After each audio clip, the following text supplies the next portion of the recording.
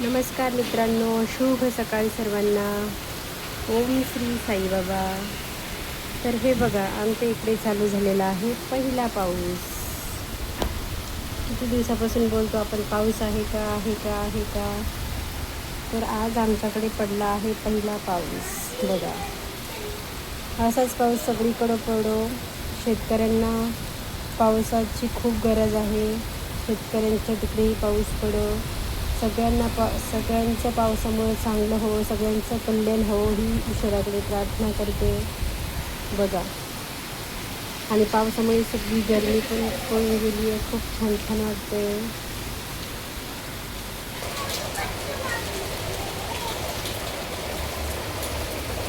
हे बघा, तर मस्त पाऊस चालू आहे आमच्या इकडे.